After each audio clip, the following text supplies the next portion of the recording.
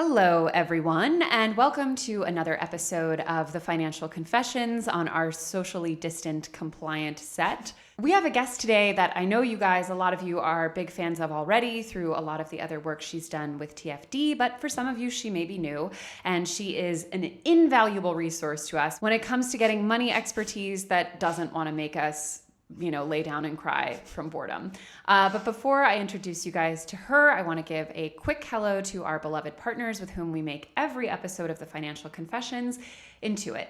If you haven't heard of Intuit, you have almost certainly heard of a lot of their amazing products. They make things like TurboTax, QuickBooks, Mint, Turbo, basically all of the tools that you need, many of them free, to get all of your finances in order, understand your own habits, understand your business's finances, do your taxes easily, get a high-level perspective on all of the various ins and outs of your money life.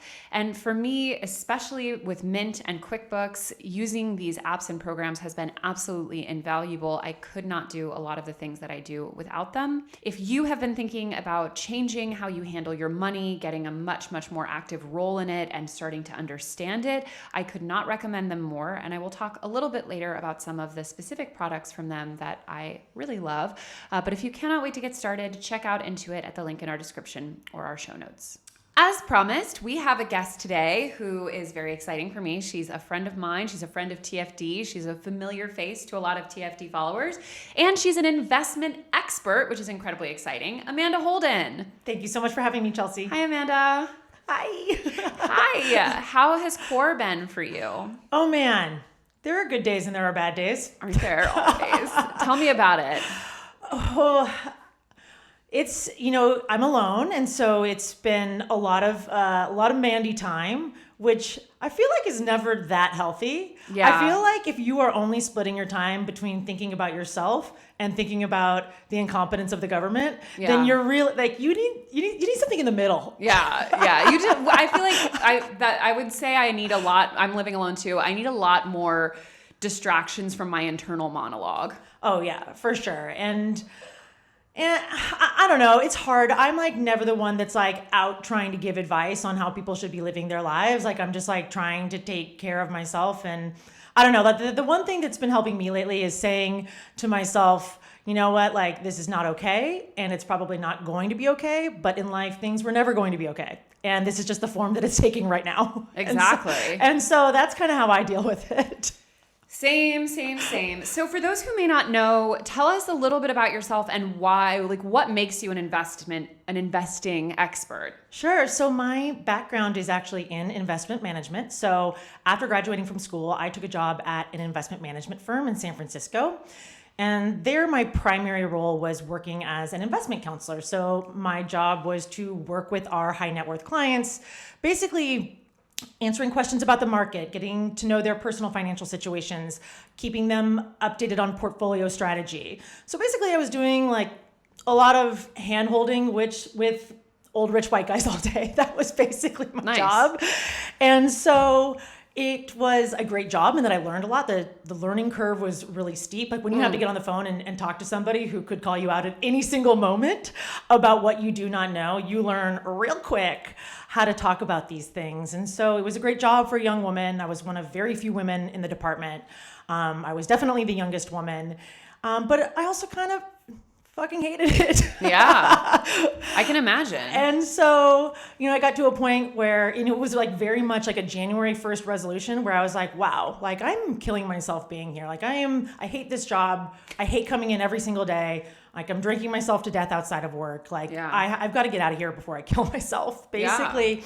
And so I ended up saving up all my money. And that's actually when I procured the nickname Dumpster Doggy. Everybody's always like, why that? And I'm like, well, if I could do it all over, I might not choose that. But it was a nickname I got during this time period while I was at the firm. And I decided, you know what? I'm not going to spend $1 more until I can quit this place.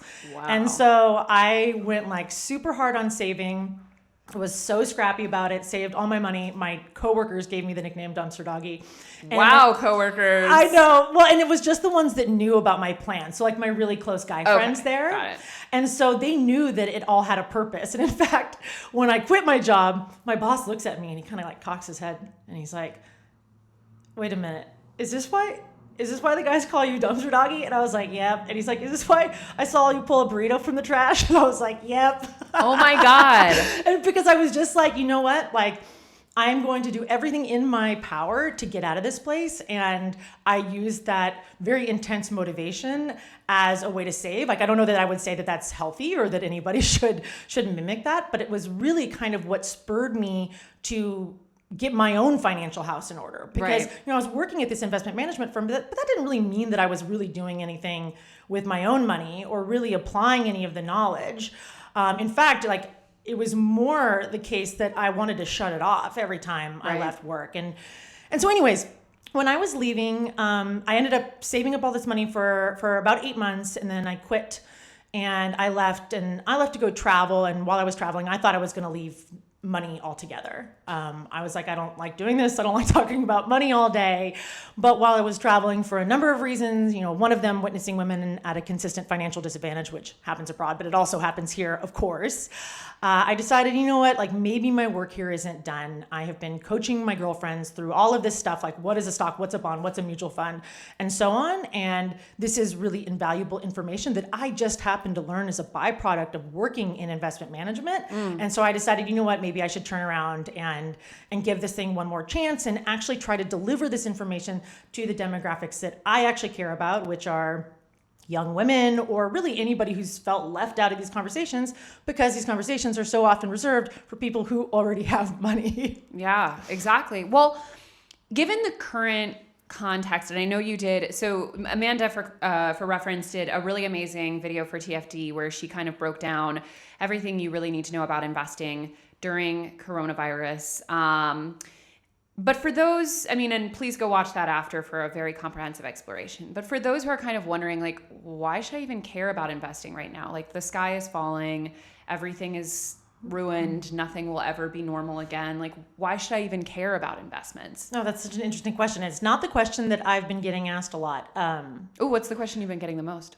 What should I do with my retirement accounts? Got it. Well, those people we'll get to. But what about people who are like, this was already for me, like, so not even part of my like realm of understanding. Why should I care now? Sure. Okay. So I love this framing, and this is such a good question. And so where I think I will start is, okay, so when we're talking about investing first, let's make sure that we understand that often what we're talking about when we say markets, there are all sorts of investment markets, but when we say the generalized markets, we mean the stock market.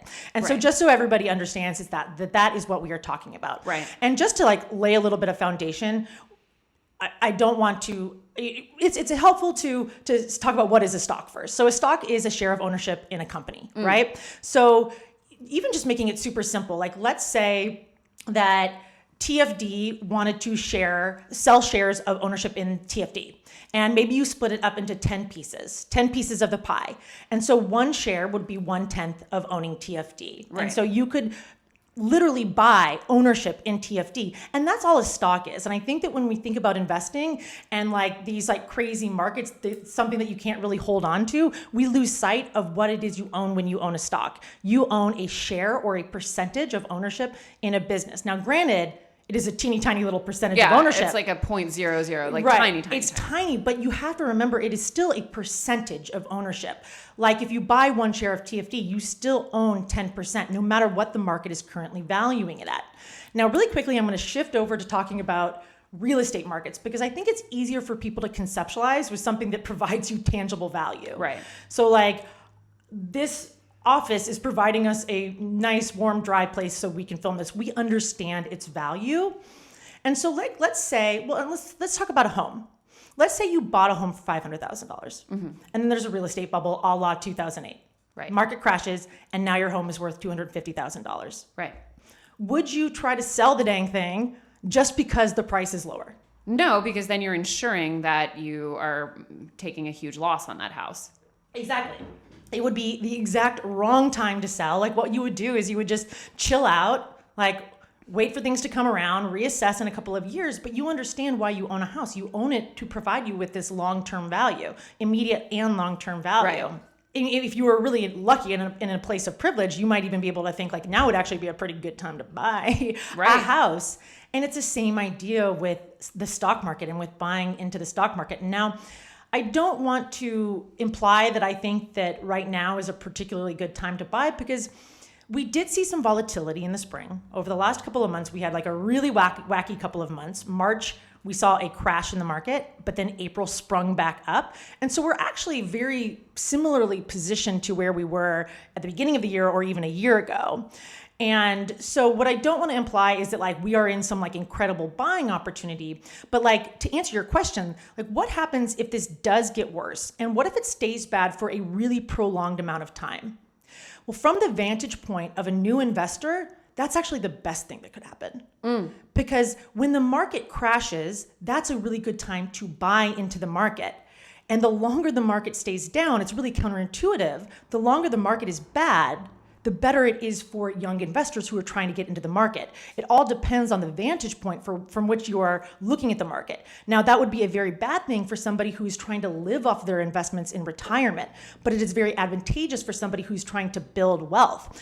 And I think that this is part of the reason we get so confused about the stock market specifically, because when we talk about the stock market, we use the words bad and good.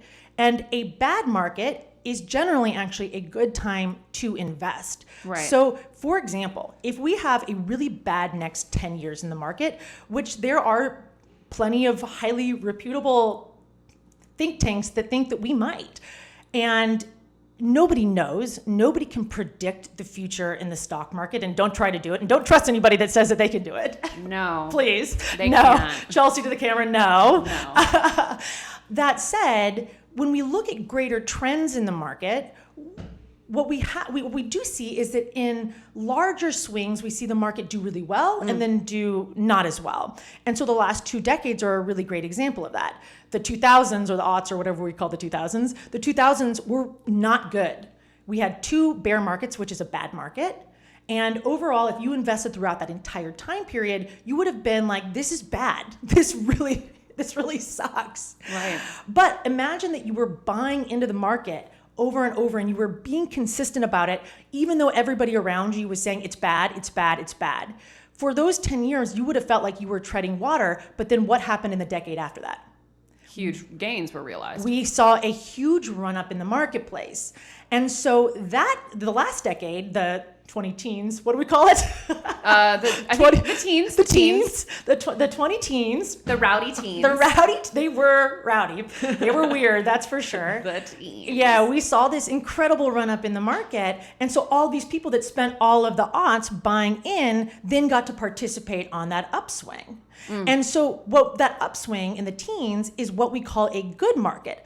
But if you were buying in throughout that good market, or at the tail end of that good market, what do we expect happens next? Yes. We expect there maybe to be a more tepid period, or even a downturn. That's just the way that the market works. We say that it works in cycles, and that's what it means, is that there are going to be good times, there are going to be fruitful times, and typically that is followed by less bountiful times. That's how the market works. And so that old annoying phrase, the market is cyclical. It is. It's super annoying, but it is. It is. I will also, just to take, because I know a lot of people would probably ask this clarifying question. So stocks are obviously a huge part of a lot of people's investment portfolios, but bonds also do make up, for many people, some part of their portfolio. I describe bonds most easily as like you own a little tiny piece of a debt, essentially, that's owed by someone. You become like a creditor, like a teeny tiny piece of that. How would you describe bonds in the same way that you conceptualize stocks? Like, what's an easy way for a person to see the word bond and be like, that's what that is? Yeah, so a bond is often considered to be stock's less risky, less volatile counterpart, excuse me. I always like to compare stocks and bonds to dating. Should we use one of my dating examples? Yes, please, let's. Okay, so first let me say that I know not everybody dates men, and not everybody lives in the prison that is the gender binary. So, you're out here with like your nail file, like sawing at the bar of the gender prison. But anyway, but men are also like really easy to make fun of. And so, okay, so imagine that you're dating 2 guys, and what I will say, or two guys. So imagine first that like risk and reward are very much 2 sides of the same coin, right? You do not get to have one without the other. And I think that that's actually a really important piece of investing that people lose sight of, that if you want to achieve more returns, then you're going to have to take a little bit more risk. That's simply the way that it is. If anybody tells you that they have an investment that is all reward and is no risk, then what is that? That is a scam. That's a scam. That is absolutely a scam. And so, okay, so imagine that you're dating two different guys. So the first guy number one, his name is Steve. He's a nice guy. He's an accountant. He tucks his t-shirt into his jeans. He thinks that Nickelback is hard rock, okay? Okay. So he's going to be there when you get home on a Sunday to watch some Netflix programming, but you're not exactly leaving footprints on the wall every night. Oh my God. Right, like this is the type of guy. Saucy. I know, like this is the type of guy where you're like, you know, he's reliable, he's gonna be there for you, but you're not exactly like taking ecstasy and Ibiza on your anniversary. Right, okay. So this is guy number one. So this is Bonds, right? Yeah. And then guy number two, well, his name actually happens to be Guy. Now, Guy is the lead singer of an up-and-coming band. This band could turn out to be the next Smash Mouth, but it could also turn out to be the next Rolling Stones. Okay. Like, dating him is a real roller coaster. You might have to hawk some t-shirts out of the side of an airbrush tour van. Yes. But you could also be riding an albino tiger around your Miami Beach courtyard while you light your Newport Slims with $100 bills. Yes. Right? So guy number two is stocks. Yes. And so with bonds, it's a little bit more maybe reliable or predictable, but there is significantly limited upside. With stocks, it is not predictable, but there is more upside, more potential upside. And so that's how I like to think about stocks and bonds. And you can come full circle then to understanding why it is recommended that young people take a little bit more risk in their portfolios because they More on have the the stock time. side. And so they are more heavily allocated towards stocks. And as Right. you get closer to retirement, when you need a little bit more stability and you don't have as much time to get the stock market to work in your favor, then you shift towards a more conservative or bond heavy allocation. And so the bond question, just in general, like, is it a good investment right now, is also tough because bonds, just like you said, Chelsea, you are essentially loaning a company like Coca-Cola or the government, like usually the federal government, but it could also be a local government. Or governments of other countries. I mean, there's so many. Yep, exactly. And so, and you are loaning them your money, and then they are going to pay you a stated rate of interest Right. for borrowing your money. So they're going to be like, hey, thanks. You're becoming a creditor, essentially. Yeah, you're the bank. Like think of a mortgage loan, but like in reverse, right? And so you're loaning out your money. And so how much money you make in a bond is very closely tied to interest rates. Right. Interest rates that are more or less set by the government. And right now, what do we know? Interest rates are extremely low, which means it's a great time if you're trying to get a mortgage. It's a tough time if you're on the other end of the equation, Right. if you're investing in debt. Got it. And so, like, if you're looking at it right now, like, do bonds look that great? Not super great. Moving forward, do they look great? It's really kind of hard to tell because we don't know what interest rates will be. But I think it's probably pretty safe to say that we'll see interest rates kept pretty low, more or less moving forward. That seems to be the name of the game right now. Which is intentional, which is something that is done for a variety of reasons, but mostly to stimulate things like you said, it makes it a great time to buy a home. It makes it a great time to make these decisions, but obviously there are drawbacks to it. I think a lot of people, which by the way, if you guys are like me, as like charmed by this whimsical and informative way of thinking about investments, we'll talk about it later, but Amanda does have a whole class that like crash courses you on literally everything you need to know about investment that I watched myself, was extremely charmed by, could not recommend more. So we'll talk about that later. And we'll link you guys in the description in the show notes, but it's amazing. Gotta say. But I think for a lot of people, so I listen to, it's interesting because I am very like not aligned with it on a lot of ideological levels, but I listen to the Financial Times every day because I find it to be, especially on things like, you know, foreign policy and the politics of a lot of these decisions to be, while it is ideologically bent in a way that like their goals, like I think the Financial Times editorial board's like goals for humanity and mine are quite different. I find that the information is almost often the most neutral you can find because their only interest is capital. Their only interest is what's good for the market, what's good for investors, what's good for, you know, the various, you know, mostly private interests that are, you know, often in tension with the federal government of tons of countries. But when I listen to it, I think one of the things that even and I'm constantly bathed in this stuff, find very difficult to understand is like, we know, for example, that like the Fed, which I think a lot of people are like, what even is the Fed? Is it just like a board of shadowy figures, which it kind of feels like even to people who are very familiar? We hear like, oh, they're intervening to like adjust interest rates and like to do all these things. And like the governments are tracking inflation and trying to counteract it. And what should people feel like, especially with all this macroeconomic news tied to COVID, which can feel overwhelming and which can feel scary? What should people feel that they have to really pay attention to? And what should people feel like they can tune out of? And what are some good kind of daily information sources that you feel are good to follow? Okay, so such a good question. And thank you. Investing is really interesting in that we have found, at least historically, that one of the very best things that you can do is just keep adding money in and being completely unbothered by whatever it is happening currently. Right. And so this is actually your one hall pass in the world of money, specifically as it pertains to investments. What I'm not saying is that like you should be ignorant about what is going on, but in general, when you are investing in the stock market, what you are doing is you are investing in the idea that companies are going to grow. Right. Over time. It's basically as simple as that. Now, if you were to invest in something like a broad index fund, which is a really cheap, easy way to basically just invest in the whole market, that's like what you're saying. Right. So what you're not saying is that like I'm picking American Airlines to do well, or I am picking Tesla to do well. What you are basically saying is I'm investing in American or global business on the whole.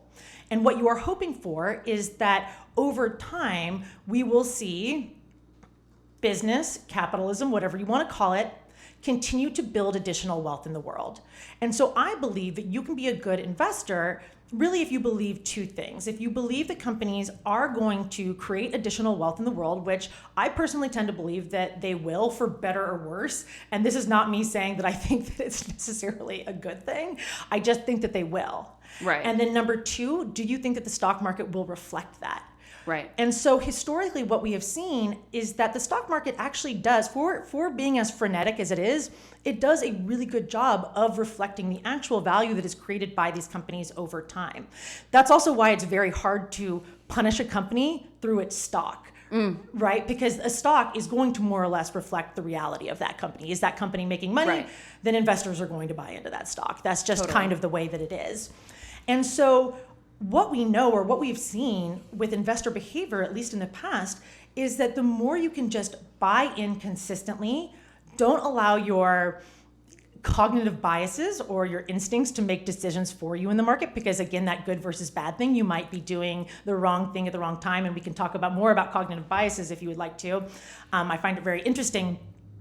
But again, like all you got to do is just keep buying in and then give it a really long time period. And this is not really what people like to hear, as far as like people want immediate results. And here's the thing about the stock market is you can't make the stock market do something that it wasn't going to plan on doing. Right. And so you have to just be along for the ride. You have to, if you're going to play the game, you have to play the whole game. Right. And so it's almost like a bit of a relief in that you do not need to track it every day. You do not need to know what happens every day. Really, you just have to believe that companies are going to be richer in 30 or 40 years, and the stock market is going to reflect that. And so as far as like where you should be focusing your energy, I would almost like say, you know what, like I'm just going to set it and forget it with my investments. I'm going to use my very precious resource that is energy to focus on what it is I need to be doing right now to take care of myself. And I would say, for most people, that means focusing on their employment. So I get asked a lot right now for like, what financial advice do you give somebody? And like, you're hearing a lot of the same things, like build up your emergency fund, have your cash savings. Like if you need to shut off your retirement account contributions because you need to free up some cash flow, then do that as well. That's great. But I think that one of the things that isn't being talked about as much, because it's hard to have this conversation when so many people have already lost their jobs. But the best thing that a lot of people can be doing financially is really focusing on what it is that they can do to keep their job. Right. That's true. Or add additional streams of income. Add additional streams of income. And so I didn't even really answer your question, which is... No, but I think you did, which is that you can generally, like, you can't tune it out entirely, but I think that there's greater freedom and perhaps even benefits to your ability to decision make to tune out a lot of it. I should say that although I do listen to the FT's news briefing and I read a lot of this stuff because I am fascinated by it, it doesn't change anything that I do, which is worth noting. But I will say, one of the things that I often think about, and I guess because you sort of cultivate a following that naturally sort of echoes some of your thoughts, so a lot of our audience here at TFD, I think, shares it. So there is, in some ways, an inherent tension between what makes the stock market quote unquote good or do well and what is good for the American people on a very sort of individual level. And so like a lot of people are probably familiar with the fact that, okay, so in April we reported like the greatest job losses in a single month since the Great Depression and the market went up, or we look at the fact that like, United Airlines, who one year had just scandal after scandal after scandal and like beat that man, that doctor, and like killed the dog and like just could not have had a worse year. That did not do nearly the amount of damage to its stock value that negotiating a better deal with their flight attendants union did. Because often what will drive an individual company's stock to increase is realizing greater profits, which is often at the expense of their workers, at the expense of, overall inequality, and which is driving toward a greater and greater sort of conflict of interest. And we often will point out that the stock market in many ways is not the economy. The economy is people. The economy is, job security. It's equality. It's, even to an extent, and I think Andrew Yang, I didn't agree with a lot of his, kind of positions, but one thing that he talked about a lot that I thought was really on point was that if we're not including things like, physical wellness and mental wellness and all of these things as a kind of economic indicator, because for so many of us, they are so directly tied to economic factors, then we're only getting a very incomplete picture of what a healthy country looks like. In the personal finance world, you have like a lot of, big figureheads who would be ready to just like shovel a bunch of old people into a furnace in order to get the economy back where it was 6 months ago and be able to go to Fuddruckers or whatever. And I when I think about like, okay, well, what is a way to kind of mitigate those too? I think there are a lot of ways. Like I think there are really, really great programs and proposals out there by currently existing legislators to make, to obligate companies to profit share with their employees and have their employees have ownership and have them have say on the boards and, really make sure that we're realizing these benefits. And I don't think it's going to happen because I'm a nihilist at this point, but there could be fantastic opportunities, and the stimulus is happening right now to say, okay, Boeing, okay, GE, you want all this money? Fine. But unlike the last 15 million times we did it, we're not just giving it to you and hoping you're nice and pay us back. Like we're insisting that you change some of the ways that you operate, and you're not just going to take that money and buy back a bunch of stock, airlines. So I do think there are ways to get to a more balanced system where it's not sort of what's good for the investor versus what's good for the average worker. But in the meantime, if you're someone who feels morally compromised by what it means for the stock market to be going up, how do you reconcile that and what should you do? Oh man, this is a question that hits to the core of my existence. Yeah, same. I'll often be on a solo walk, just being like, what am I doing? Like, why am I peddling this? Like, why am I doing anything except for like trying to get babies out of cages at the border? Like, I can't even, like, I don't know why I do it sometimes, but I think that my rationale always comes down to, would I teach my best friend how to do it? Yeah. And since I would teach my best friend how to do it, I would want her to have all of the tools available to navigate this system, that I would also want people who are not my best friend to have it as well. And so what I am not necessarily is a champion for the stock market. Basically, what I'm saying to people is there are pretty limited options available to us under capitalism, especially if what we are aiming for is a scenario where we get to leave work at some point. And retirement is completely our responsibility, which is something that is the reality. It is not it's not what I would choose. I think we need a much more humane system to deal with retirement and to deal with people who are vulnerable and of old age. That said, we don't have it right now. And since we don't have it and it's all on us, like, of course, I'm going to try to encourage people to use whatever tools are available because you know that the rich white guys are doing it. Yeah. And so if they're doing it, then we should probably be doing it too. And so what I never tell somebody is that, like, it's good or the system's good or they should be happy about it. I mean, just as I tend to believe, and I'm sure that you tend to believe as well, that there is no ethical consumption under capitalism, there's really no ethical investing under capitalism. Right. Yeah, but I think you're right in that, like, this is the game that's being played right now. And if you choose to completely sit the game out, you're hurting yourself and you're probably not going to change anything. Like, I do feel, I use the financial diet as an example in some ways because I think, the way that we run the business, I think, is what more businesses should be like in a lot of ways. Not to give myself an enormous pat on the back there, I'm realizing. But no, but I mean, the thing is that in generating revenue, in building a business, in engaging in the free market in an opportunistic way, I'm able to have a business that represents my values and represents my ethics. And similarly, as we grow the platform, again, utilizing often fairly opportunistic means, we're able to spread a message that we think can be impactful. I'm able to give money to political candidates, freaking my beloved Bernie. Like, I gave as much money as I could to him and I bought all the, the merch and I did. And those are things, even that, and I give to other candidates too that I feel compelled by, like, even that is something I would never be able to do if I didn't make money. And if I didn't, try and, raise myself up to an extent. And I think there's often, this feeling, I think it's very easily reflected in investment because, as you said earlier, unlike even something like owning a home, which in so many ways is every bit an investment, just like putting it in the market, is so much easier for people to wrap their heads around because it's a physical object. You can move into it immediately in most cases. You're living in it. It's real. It feels real in a way that the market doesn't feel real to people. But a lot of people that I know, or I'm sure that you know, who would always be like, oh, I'm not going to, invest in the market. Like, I don't support that. I'm not, like, that's not my life. I'm not part of that. They would buy a home.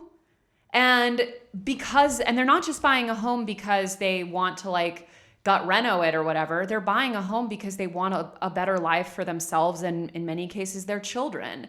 So they're able to understand, with the context of a home ownership, that, like, you're doing something to build yourself a better foundation that can hopefully give you a better grounding from which to live the life and make the change you want to make.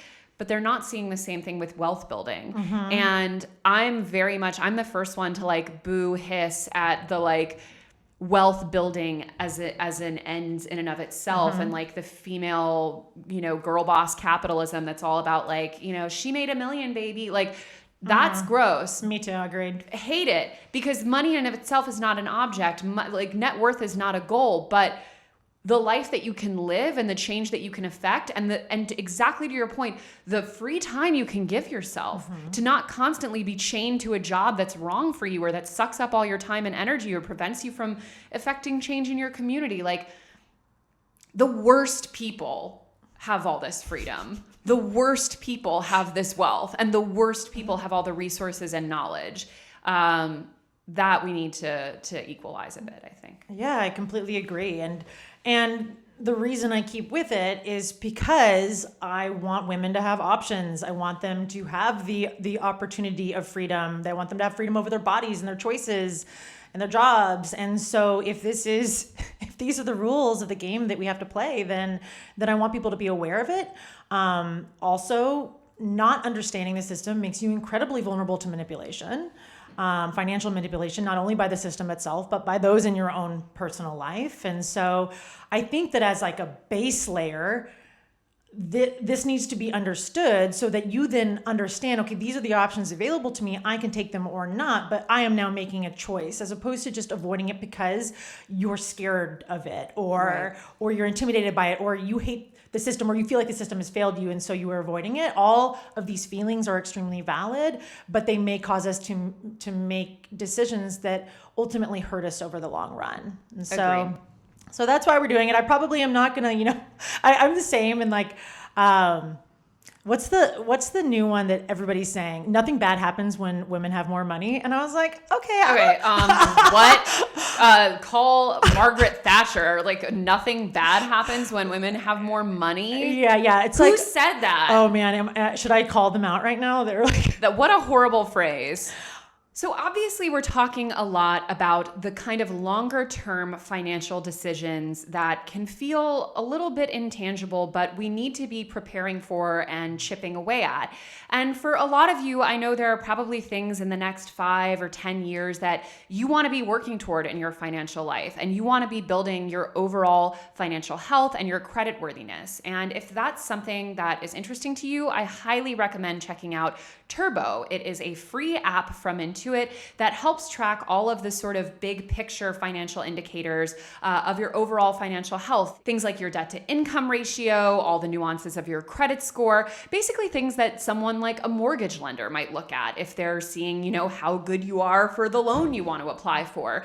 These are all the things that we have to kind of work at for years, and it can feel like slow goings, and it can feel like you're, not even really sure where to start. But having the right tools to track as you go and see where you're making progress and get recommendations for what you can improve will help you feel like you're making a tangible difference every day with those little decisions that you're making. So again, to prepare for those longer term financial decisions and the big financial moments, I highly recommend checking out Turbo, totally free. So what do you have to lose? At the link in our description and our show notes.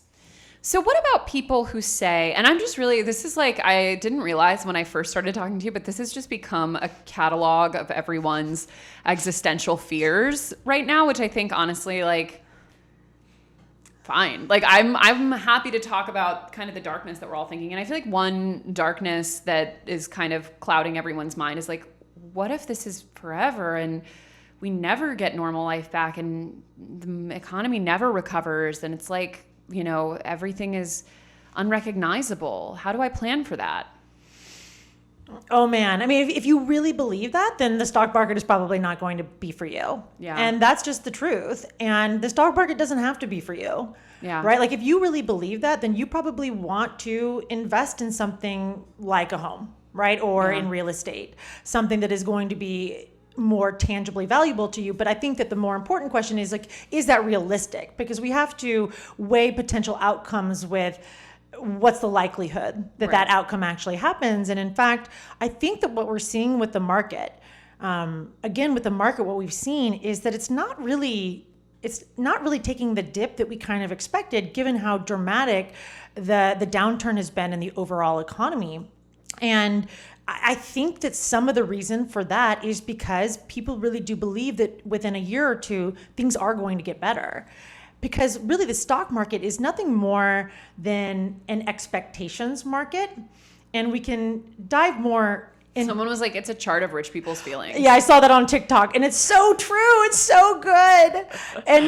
And maybe actually even that's worth exploring a little bit, understanding why that is so accurate. It is a chart of rich people's feelings in the sense that what is driving stock market prices? And this is helpful in just understanding volatility in general and understanding why the stock market is so unpredictable on a day-to-day basis. What is driving stock prices is people buying in or bailing out of the stock market. It's really nothing more than supply and demand, which I think people lose sight of, because what you hear, like if you were to turn on Squawk Box or CNN Money or any of that, like, Squawk Box, the most appropriately named Squawk Box. So bad. Right? Like, really the worst name for anything ever. And so, like, any of this cable news programming, right, that is like doing this nonstop talking about the stock market. Like what they will say is something like this, like COVID-19 happened, so stock prices are down. Or maybe they'll say like consumer spending is up, so stock prices are up. Or maybe they say like Saturn is aligned with Venus and it's the third Thursday of the month, so stock prices are down, right? And like it sounds right. They do a very good job of selling it, but there's actually an added step in there that they're just glossing over because it doesn't make a good headline. And it is, okay, so like let's say consumer spending is up. And so that is one factor amongst many millions of factors why people feel better. So they're buying into the stock market more. And that increased demand is what pushes stock prices higher. Right. And so what we lose sight of is that stock prices are a thing that is for sale, just like anything else that is for sale in the economy. It just happens to be these teeny tiny little slivers of ownership in a company. But the stock market is nothing more than a market for these stocks where supply and demand are what actually gives something its price. And what's particularly interesting is demand, like how much we want something or don't want something, because the supply of stock actually doesn't change all that much. It's very hard to create or destroy stock, or it doesn't happen that often, I should say. And so our demand, so how much people are feeling good about things or bad about things, is quite literally affecting the prices of stocks. And even more than that, what we see is that future expectation is baked into the price of every stock, because you would only buy an investment if you thought it was going to make you money in the future. Right. And so if people are right now holding onto their stocks because they believe that things are going to get better in the next 2 years, that's what keeps stock prices elevated. And we may be seeing that that is particularly the case right now because, to be totally honest, rich people have gotten away pretty unscathed with this particular crash. With COVID-19, what we've seen is the people that are bearing the brunt of it are people, working class people. Also, it is people who are in highly visible industries. And so what we have seen is that like it feels extremely bad, and it is. The unemployment numbers are horrifying, but bars, restaurants, massage parlors. Who says massage parlors? What do you call them? Nail salons. Massage parlor. Like what is this, the 50s? Sorry about that. Spas, whatever it may be. Like these types of businesses are very visual. Travel is a very visible industry, and they are taking a really hard hit. But a lot of people who had computer desk jobs have gotten out of this more or less unscathed, at least for now. I think that we're probably going to see a few more waves and of the pandemic, of layoffs, of economic downturn. I think that we may, who knows? My prediction is as good as anybody else's prediction about this. But I think that when we see corporate earnings coming out, quarterly earnings coming out, and we see that companies really have been decimated on a profit level, that may reflect in the stock market. We may start to see more layoffs of higher level employees within these firms, which is something that happened pretty instantaneously during the last crash in 2008. So it affected people in every economic strata, as opposed to where with this one, at least right now, what we are seeing is it really hasn't impacted rich people all that much. And so again, coming back to the point of like the stock market is just a graph of rich people feelings, well, that's not actually that inaccurate. Right. It's actually pretty dead on. And so again, your question was about like, what do we do if we think that nothing is ever going to be the same? I think that it's important to be realistic that like for a lot of people, aside from the quarantining, things are the same. I totally agree. It's interesting. I'm just like an extremely sort of squirrely, panicky, fatalist person by nature. And I catastrophize, and I have anxiety driven insomnia, but about the dumbest shit. Like I have anxiety. I'm not exaggerating. I did something really dumb at a party almost a decade ago, and multiple times in the calendar year 2020 have lost sleep thinking about that. And I'm like, so suffice to say, it doesn't take a lot for me to go to the darkest place in terms of my own brain.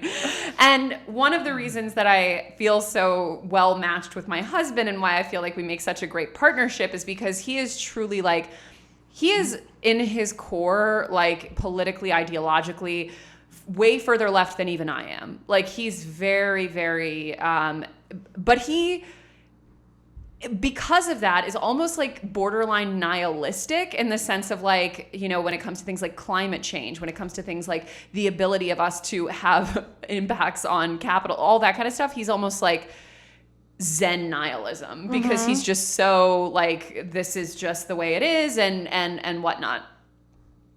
But the kind of result of that is that almost literally nothing upsets him, and almost literally nothing causes him to catastrophize.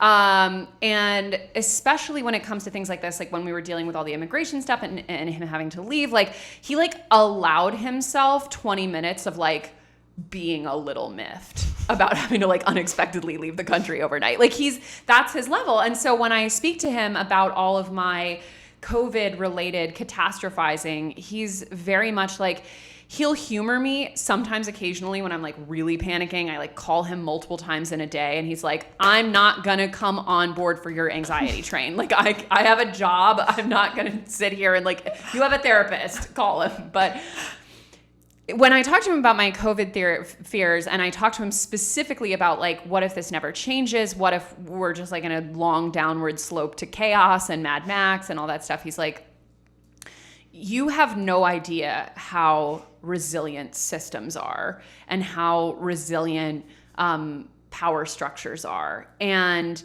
there is like, he's like, every single day, the governments of most countries and the, boardrooms of the, 40 biggest corporations, which in many cases are one and the same interest wise, are sitting down at a table and they're making very, very like morbid calculations. And they're like, what do we have to do to ensure that capital survives? And what do we have to do to ensure that there is a like kind of internal locus of normalcy that is reached and like a stasis? And he's like, they are making that calculation, and we are going to experience a good amount of darkness, but they'll never let it go. They won't. And our best hope is chipping away at the system as we go along the way and making changes and making moves. But you should worry about the restaurant downstairs, but you should not worry about your retirement account, because your retirement account is fundamentally linked to the interests of the people who will keep the system going at all costs. And again, have created a system so entrenched and so powerful and so multifaceted that to cause it truly to be destroyed will take a lot more than this. And for the record, everyone, my husband thinks that's awful. And he's like, my husband would be much more for like, everyone is just getting a fat check from the government and sits home in a bubble for the next, 3 years. And he's like, he knows that the calculation that is being made of how many old and sick and infirm people need to die to keep things going and how we can pace that out and how we can ensure that it happens in manageable waves is like morally repugnant. But that's the calculation that's being made. And so while there are many, many things I think to catastrophize about, and I certainly catastrophize for like our friends who own, hospitality industry businesses and all those things. And I do fear the worst for them in a very real way, because I think one thing that is important that I feel like I stress a lot to people who are like, we're not going to be able to go back to a restaurant or whatever for like a year until there's a vaccine. I'm like, fair enough. But we do need to come to terms with the fact that like, even in countries where the most aggressive kind of subsidizing is being given to these establishments, for many of them, even a summer without business is death. And that's just not, that's fine if we want to make that, but we have to understand the terms. So those things I do worry about, and I think it is very realistic to worry about them on even like a 1 to 2 year term. But when we're talking about what we should be talking about with investing, which is at minimum a 10-year term, no. Exactly. And that's what I always tell people to remember, especially with investing in the stock market, is we get hit with all of this bad information. We also get minute by minute price updates on the values of these investments, which I also don't think is healthy. Like, you don't need to know what your house is worth every 15 seconds. Right. And we do get that with the value of these stocks. It's just the nature of the way that they trade on an exchange, and we get these constant price updates. But you're not investing in a business to know what it's worth right this very second. You're investing in a business because you believe that the people behind that business are incentivized to create wealth over the long term. And that's not something a house can do. That's not something gold can do, right? A gold bar is not incentivized to create additional wealth in the world. And so that's what makes investing in business and investing in economy, which is really what you're doing when you're investing like any sort of broad-based way in the market, is you're just saying like, I think that people are incentivized to create their own wealth, and there is a way to capture some of that for yourself. And if you believe that that's going to happen, then you can more or less rest assured that like you said, like the retirement account, that should work itself out. I mean, if it doesn't, then we're all in a very different situation. Oh yeah. And like we're talking, if stocks don't work, then we're talking about a situation where probably fiat currency doesn't work. Yeah. And that's very real. And that's, people need to really understand that, because I believe when I think about the radical changes that we've seen to the Overton window in just the past 4 years, I gotta be clear here, since my boy Bernie tried it back in 2016, and the discussions we're having and the things that people feel are possible now, when I think of how much has changed and what people expect now in just a 4-year window, when I look at the scale of my life, I do believe that there are lots of opportunities for things to be a lot better and more equitable and less unequal, and that we will all reach a point in which it is, there's no debate. If we want a world, if we want a planet that is livable and habitable and all of that,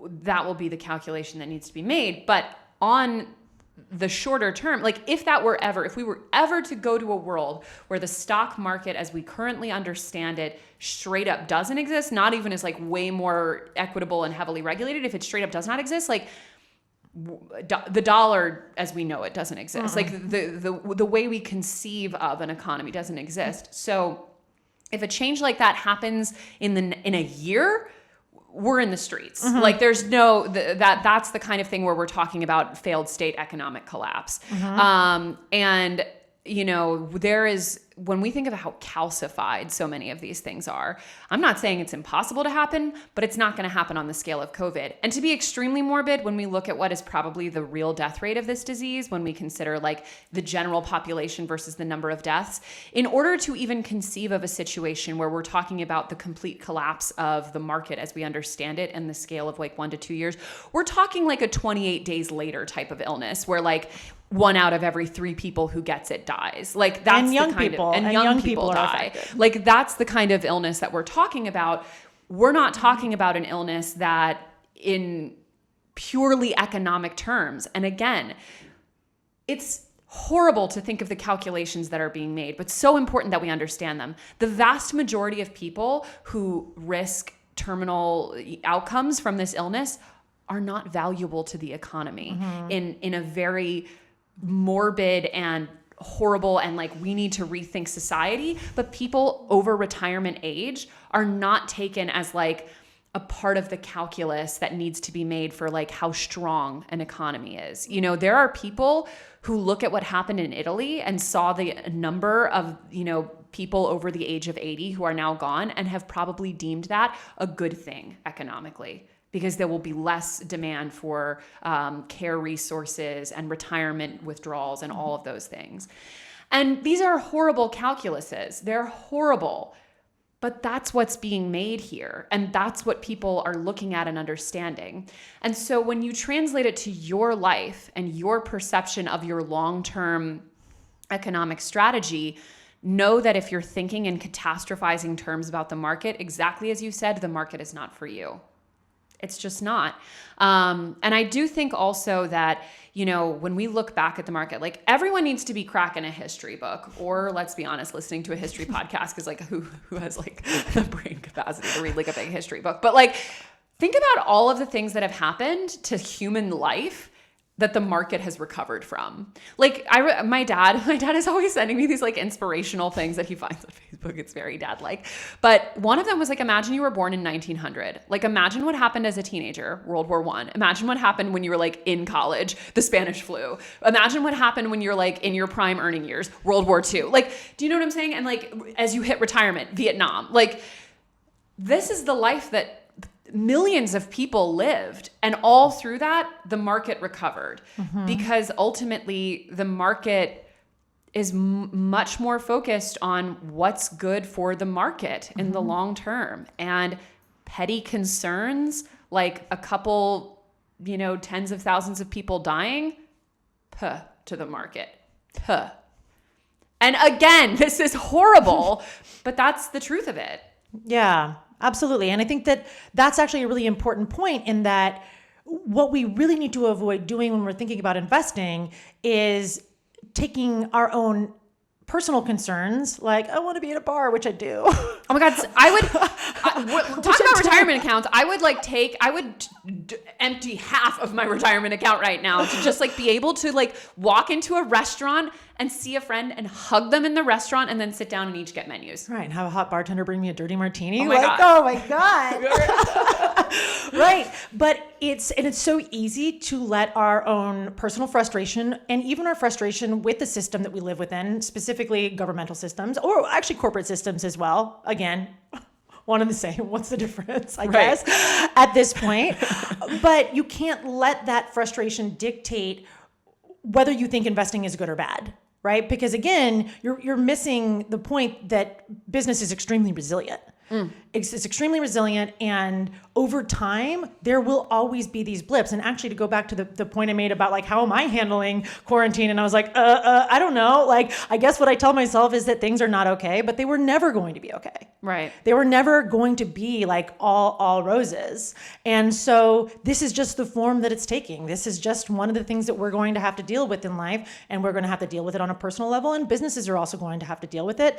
But you can bet that they're going to be pouring all the resources at their capacity into the ultimate rebirth of whatever it is that their business is going to be. They are going, again, to find a way to make money over time. And so don't worry about the stocks. Don't worry about the businesses. I tend to agree with you. Like, what we really need to be doing as a collective is shifting our focus into trying to make it a more equitable system overall. Like, I would happily trade some potential returns in the stock market for a system that is more equitable for all, and specifically for the workers at those companies for which are not taking they're not taking advantage of any of the profit that is actually being produced by that company. I mean, that's one of the biggest problems with the corporate structure as it stands right now. So companies that are publicly traded, so those are the types of companies for which you can buy stocks. Not all companies are publicly traded. And so you can't buy stock, for instance, in Birkenstock. I was like, what's a company I love that Chelsea hates? Listen, I'm sure they're great people. I just don't love the shoe. Yeah, no, understandable. They're I get it. Not everybody grew up in Happy Valley, Oregon. So. Happy Valley, Oregon is that's true. Oh my God. But you cannot buy a share of Birkenstock. It is a privately held company. But with publicly held companies, Apple's, your Microsofts, even your Ralph Lauren's, you could buy a share in this company. These companies are required by law to put the profit of their investors first. They have got to, by law, maximize profits, which what? Like, why do we live in a system where maximizing profits is more important than taking care of your own employees? Right. And so my one wish through the COVID-19 thing is that maybe it leaves a big enough crack in the wall that we can throw a lever in and open it up wide and make some real and necessary changes to the corporate governance system as it currently stands, because it's not working right now. And yes, we can all get invested. We can take advantage of the profit that is produced by the stock market. But I think that we could probably all agree that it would be significantly better if we could have that and also have fair treatment of our workers. I totally agree. And I think that what is an opportunity that is uniquely presented by this crisis is that what we're seeing in states that are already reopening, and we're filming this May 8th, so quite early on the scale, states that are already reopening, bringing back their bars, their restaurants, their nail salons, et cetera, just because it's available does not mean people are going. And part of that is because of, health reasons and fear of the virus, but also part of it is because a lot of people are hurting economically and are not trying to spend frivolously. So I think that in that sense, a lot of the solutions to the problem, there's a big difference between, things being available to buy and people buying them. And an economy where consumers have no confidence and people are not spending and money is not circulating, that's a huge issue and will have impacts on everyone at every level. So not for once, but for in this instance, when we look at what kind of stimulus packages are being offered and what kind of programs, we're seeing that what is necessary are things like the disbursements direct to people's bank accounts, which is, would have been unheard of a year ago. And what we had was insufficient, and we're probably going to have another one. So things like that, things like the PPP, which doesn't go far enough, but as a small business owner with, 8 employees, that was great to get. And, something that I never thought I would see from the US government. And I'm so glad to see. And things like cutting, American Airlines a big fat check so that they can, keep their executive bonuses intact and do a bunch of stock buyback. Like, that's not going to do much for the economy. Mm-hmm. Like, giving a really rich person more money that they just hoard and put away, or in many cases throw off seas, like, that doesn't do shit for the economy. Putting $1 in, a middle-class person's pocket so they can go to the grocery store and go to their local, mom and pop or their local restaurant and order takeout, that is what makes a huge difference for the economy.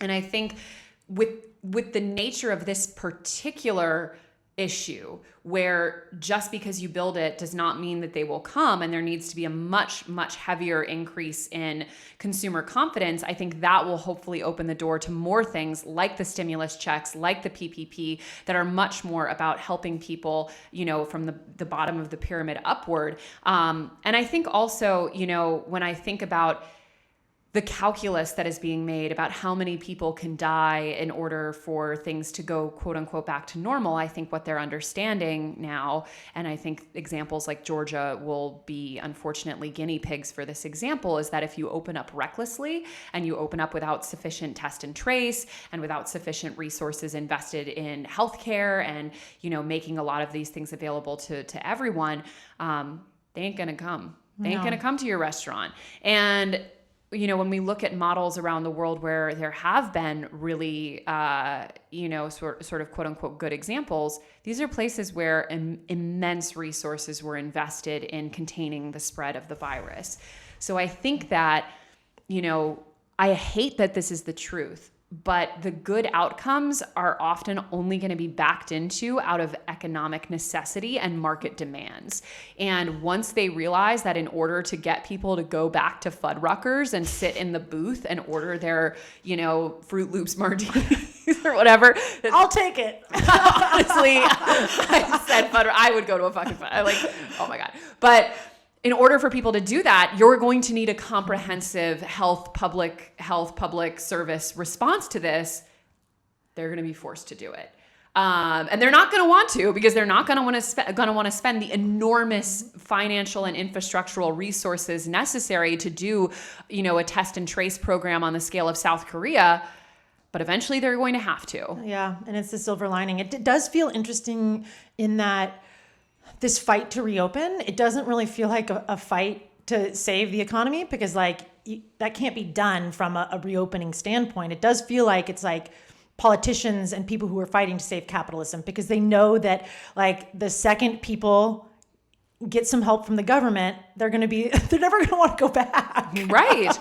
They're going to be like, wait, I'm sorry. This whole time the government was capable of doing this? Like, my goodness. Yeah. And that's what they don't want. I mean, when you think about, all the headlines about people earning more in unemployment than they have in their jobs, they're going to realize that the minimum wage laws in this country are out of control, and that they need more at their jobs, and that working 80-hour weeks in order to get by is not sustainable. But I think that I try to be hopeful. When you look historically at big bad things in history, very often they open up windows to better. And very often they open up windows to a more kind of, to what should have always been obvious all along, and what was obvious to many people. And I think,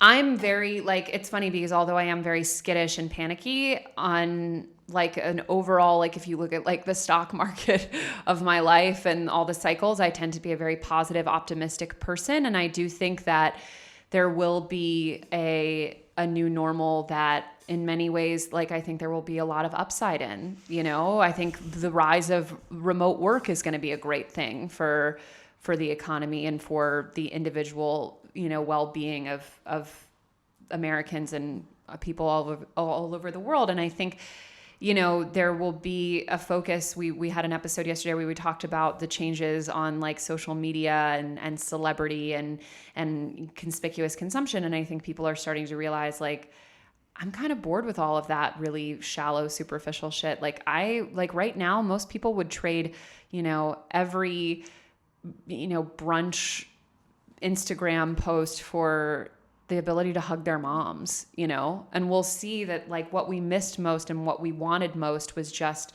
to be around the people we loved. And I think that that's hopefully something that will trend in a better direction going forward, because people won't forget. Yeah, hopefully we don't just revert into being the same assholes we were before. My most nihilistic take is that everyone's just going to like become a doomsday prepper in a giant suburban McMansion with like their, huge like tank SUV.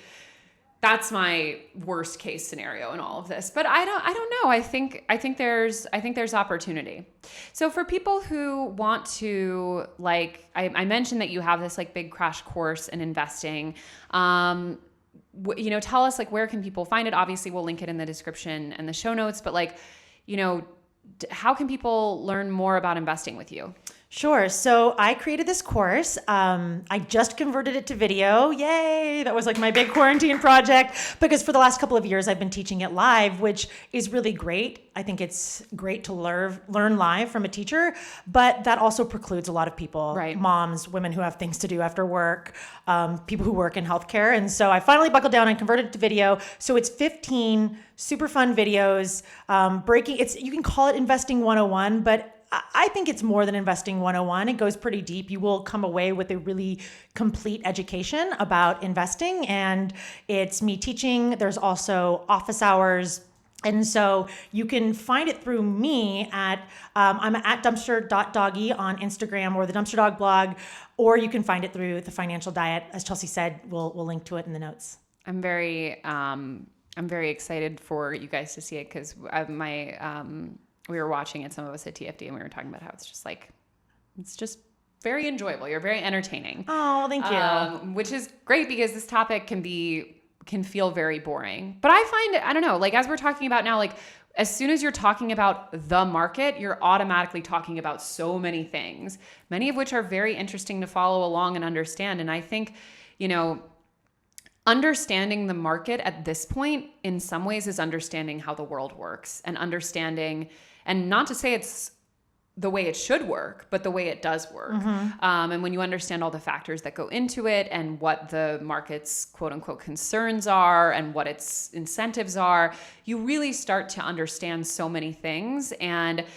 I was recently talking to a boomer who shall not be named, who was very much like, I don't think they're going to the like reopen rallies, but very much like, the government's keeping us locked down because they want to like control whatever. And I'm like, trust me when I say that if the board members of all the biggest, the 40 biggest corporations in this country want the economy exactly the way it was 3 months ago, which is what they all want and would give anything to have, like, what does the CEO of Boeing want right now? Like, if that is what they all want and we are not doing it, then it is like extraordinary need to do it. Mm-hmm. That if we're doing it, it's because we absolutely have to, and everyone is like gritting their teeth and white knuckling it and would want this to be over the second it can be over. And thinking about like who benefits, again, you just have to start looking at these things as a much bigger, more collective, more long-term thing. And the world starts to make a darker kind of sense, but more sense. And I also think that it's important for people to understand that the amount of information that you need to understand about the markets is finite. I think we can get caught up in believing that it's endless and that you will have to spend every single day of your life trying to understand what are investment markets in order to be successful, when that's actually not the case. It's like very open and shut. And yes, of course, you'll want to supplement your learning throughout time, but do know that like there is a bulk of information, which if you know that, then you're going to be really well prepared to be able to navigate investment markets moving forward. And so that's what I try to cover in this course. I can't cover everything, obviously, but all of the tools that you need to have a really good foundational understanding of the markets. Okay, so before I let you go, Amanda, real quick, we got to do our famous rapid fire questions. Oh dear. So let me pull them up. What is the big financial secret of your industry? And we'll call that industry investing. That it's not hard. What do you invest in versus what are you cheap about? God, I'm so cheap. There's so many things I know.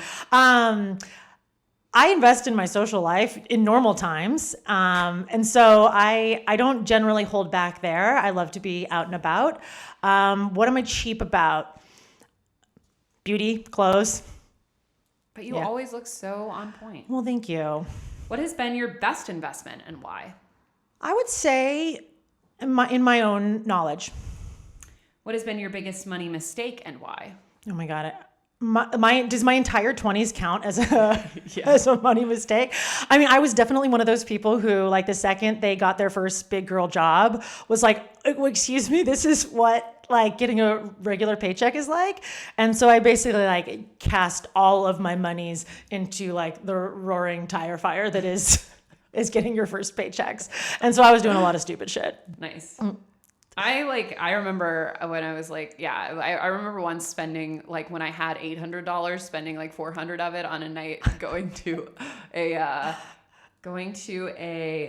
David Guetta concert. Oh, David Guetta. Yeah. David Guetta. And like, imagine the low. Okay. I can imagine you didn't like that. I loved it at the time, so no self-respect. Okay. What is your biggest current money insecurity? The global cataclysm. The global cataclysm. I mean, I would say that my biggest money insecurity is that I struggle to charge people money for my services because I got into this for what I think are the right reasons. Now, like, I'm not some paragon of morality by any means, but like, it's really hard to charge for educational services. And so it's a tough business model. It's a tough model for which you can build your business. And so, unless you want to take that like corporate money, which you have to do judiciously, of course, then it's a tough business to be in. What has been the financial habit that has helped you the most? Always spending less than I earn. When did you first feel successful, and what does that word mean to you? Oh man, I'm so self-deprecating. This one's very hard for me.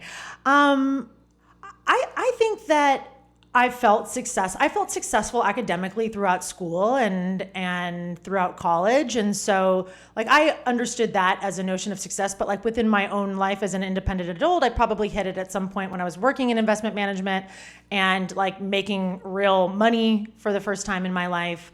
And then probably now again, getting back on my feet with my business and being able to move to New York City. What great timing. I know.